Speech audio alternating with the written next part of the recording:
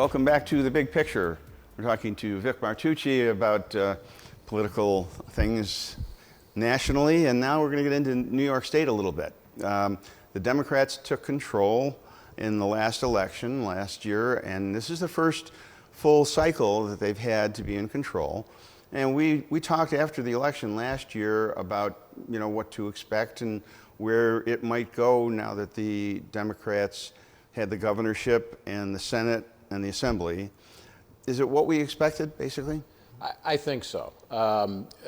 There was an historic number of bills, for example, that passed in the recently completed legislative session. And many of those bills were bills that had been introduced in years past, but never were able to clear the Republican-controlled Senate. And so a lot of that legislation did pass this year, and if it hasn't been signed into law yet, will be signed into law. There's an ideological difference in terms of the Senate under the control of the Democrats as opposed to the Republicans, but there's also a geographic divide, and that is that Senator Tim Kennedy from Buffalo is the only majority senator west of Syracuse in the state Senate. And so, that presents its own set of problems. To his credit, he was in there fighting for Western New York and was successful on many counts, but not in every case, because the numbers just aren't upstate in their majority. Well, a couple of examples of bills that got more attention than others. The driver's license for the aliens, the undocumented, illegal, whatever you want to call them. Right. There's the abortion amendment to the abortion bill, which basically takes most, if not all, restrictions off of it, off of the abortion procedure. What are some of the other things that passed that we didn't hear too much about? Well, I think you did hear about some of these things. For example, universal rent control. Rent control was limited to New York City for years. The Rent Control or the Rent Stabilization Act was instituted in 1974. Now it's universal, and any municipality in New York State can opt into a rent stabilization program. Now, there's some specific thresholds that they have to reach. You have to do a market study. You have to determine that there's a 5% or less vacancy rate for certain categories of housing to declare what would be called a housing emergency that the municipality believes would put pressure on rents and increasing rents. But there was a host of other tenants' rights bills that were passed along with rent stabilization. For example, the ability of a landlord to evict a tenant.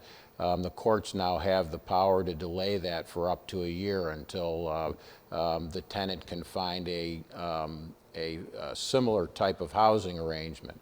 You have to give much longer notice to a tenant if you're going to increase their rent by more than 5%, or if you're not going to renew the lease. Well, things like that. So I have a friend who has, I think, a building with 5 apartments in it, and he has a mortgage on the building, and basically, if one of the apartments is vacant, he can just pay his mortgage. So if I have a tenant that stops paying his rent and I want to evict him, and that tenant says no, and the courts get involved, and he has a year to live there without paying his rent, there's nothing I can do? It's a real problem. Now, you do have the opportunity to convince a judge that the circumstances warrant an eviction sooner rather than later, but the new law enables a judge to give the tenant up to a year. That doesn't mandate that the judge give the tenant up to a year. It gives that judge the discretion to delay the eviction up to a year. So it's certainly possible that my property could be in jeopardy if somebody's not paying me the rent, and I could fall behind. It's possible, and it's troublesome. There are if you talk to the major property owners in Buffalo and Western New York that own apartment buildings, they're concerned about the impact on the viability of owning these projects going forward. Well, a lot of the bills that did pass, the driver's license thing, for instance, that was not really favored by the majority of New Yorkers. No, over 64% opposed it. Now, what was interesting is there were interesting coalitions on either side of the issue. The Business Council in New York State supported it. So do the farmer groups, because there's a shortage of employees in certain sectors of the economy, and immigrants, whether they're here legally or illegally, fill that void, particularly on farms in upstate New York. And so those immigrants that don't have driver's licenses aren't able to get to and from work, and so they supported the legislation to provide driver's licenses. Now, what's important to know about it, and again, we had this conversation earlier about the distortion of the facts, and people should just read the bill for themselves. This idea that this driver's license that would be issued to an illegal immigrant could be used to register to vote or to get on an airplane is just not true. It's a standard driver's license, but it will have a stamp on it that clearly says that this license cannot be used as federal ID. So in any instance where federal ID is required, this license would not qualify for it. Now, where the county clerks have a concern is that the documentation required for that license could be any type of foreign document. Could be a foreign passport, could be a foreign visa, and their concern is we just don't have the expertise to determine whether or not that documentation is valid. So there's arguments on both sides that are valid arguments. Well, very briefly, let's get into some of the other little items. Nick Langworthy is now going to be going to the state level of the GOP. Is that going to make any difference, do you think? I think it will. The state party is atrophied over the years, and the focus was top-heavy on raising money and not focused on grassroots. And even with the explosion of technology today, the one thing that will never change in politics is the organization or the campaign that is superior at the grassroots level most times is going to be successful. And I know that Nick in his speech at the state convention talked about a focus and a priority on voter registration. That absolutely has to happen for Republicans to have a chance. I give you an example. I had a conversation with a Republican operative in Albany prior to last year's election when the Democrats took control of the state Senate. And the thought on the Republican side was, you know, if we can just get through this one more election, get to redistricting in 2020, the new census, and we can redraw the lines and protect our majority. And I said, the problem with that theory is you're going to have to be able to annex northern Pennsylvania to create enough districts where you have a sufficient number of Republicans to protect your majority.